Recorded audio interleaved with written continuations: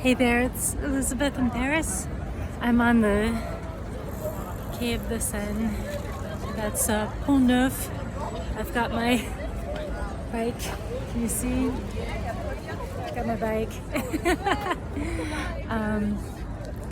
I really don't understand YouTube, so you guys are gonna have to help me out. Like I did like a couple weekends ago, like this absolute nothing of a video, like from the Maison de Balzac, and like really had nothing to say, and like over 700 people watched it, and I'm like, what? And then of course, I can put all this time into like editing, like what I think is a really beautiful video showing like Fontainebleau, or like narrating over it and curating music and spending a lot of time on it, and like nobody watches it. So like, yeah, like if you can help me like understand what it is that like you want to hear from me, please put it in the comments. So this week has been characterized by just settling in and starting to actually comprehend that I succeeded, that I really did do this whole crazy like moving to France thing. Like I was so anxious and worried about the whole apartment situation because it is so hard to get an apartment here. But now that I've moved into my apartment and I have a lease, like there's no longer any excuse for me. Like I have to realize I did it. I really did it. And it's really difficult for me sometimes to like wrap my head around how very lucky I am. I'm just so incredibly lucky, and it's been hitting me more and more now that I feel like, oh, okay, yeah, I live here now. I really did it. It's been hitting me more and more, and like I'm just overcome. Like today, I was biking like the opposite way along the Seine to go to the République area to get my hair cut. I just got a haircut, and like just coming out of the graffiti tunnel and like seeing the conciergerie and like the sun on the water and of the Seine, and just just sight after sight, the Place de la Concorde, the Louvre, the Musée d'Orsay. It's just like, wow, I really am here. I really did it. I live here. That's incredible. And my apartment is just heaven on earth. I just can't even explain. I lack words to explain the incredible privilege of where I live. Like, I'm in the 16e arrondissement, so that's the 16th. And like, you might know that like part of the reason why I speak French is I would go to immersion camp. When I was in high school, I'd go to immersion camp in the summer. And so as part of immersion camp, we like did this funny song. Like we learned about this funny song by Les Inconnus. The name of the group is Les Inconnus, like the unknowns. And they do like humorous songs, right? And they did this humorous song called Autonomie Passy.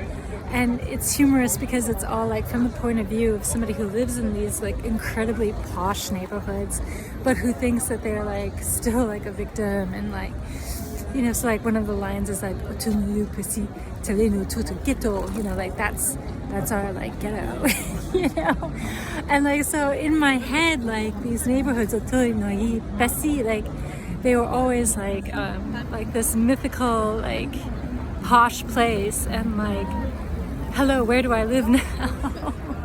But I'm in the 16th, and like, I mean, hello. I live in Passy, basically. I live in Neuilly, basically. Auteuil is not far away. So like, I guess to give you a sense, like, my street, Avenue Fourche, was, not just part of the marathon course, but like the finish line for the Marathon de Paris, the Paris Marathon, like this past Sunday. And I mean, I knew something was up because they started to construct major infrastructure on the street, like starting like a good week in advance. And so I looked up the course. I looked up the course, and I could tell that, oh, the start is at the Arc de Triomphe, which you might know is like just a few blocks away from my apartment. And then I saw, oh, my street, Avenue Foch, is the finish line. Like literally, they run up my street towards the Arc de Triomphe for the finish line. And I'm like, well, that's cool. It'd be really neat if I got to see. But, you know, I'm still trying to like just recover from my great fatigue and sleep as much as I could. And I know that to like see like the winter come in, you have to get up really early because they're that fast. But on Sunday morning, last weekend, like the helicopters woke me up. You know, the helicopters at the start at like 7 a.m. woke me up, and I'm like, oh, okay, race is starting, right? So I'm in bed, I'm chilling. Well, I dozed a bit more, and then I'm in bed, I'm chilling, I'm drinking my coffee, and I look down at my watch, and it's like, you know, 8:30, and I'm like, oh my God, if they started at 7, then like, you know, the winter is going to be here just, you know, a half hour. You know, like, so I was like, I live at the finish line. How pathetic am I going to be if, like, we got a boat going by with, like, screaming tourists, like, they're really happy tourists. So, hey guys. Yeah, screaming tourists. So what was I saying? Oh yeah, so like I was like, I live at the finish line. How lame if I can't get myself there.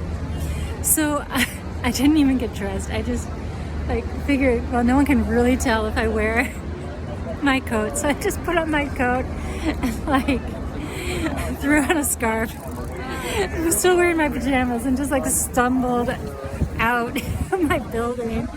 And like there's the finish line, and like there's nobody, like the spectators hadn't arrived yet. There's like nobody around. So they got this amazing spot at the finish line, and sure enough, like I got to see the winner of both races, right? The men's and the women's races, and like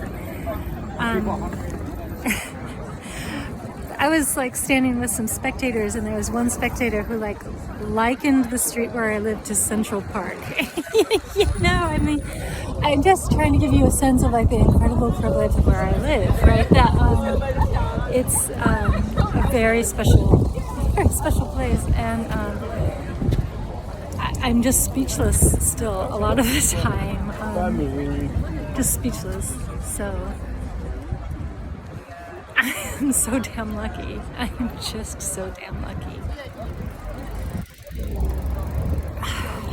That's it for today. Bye.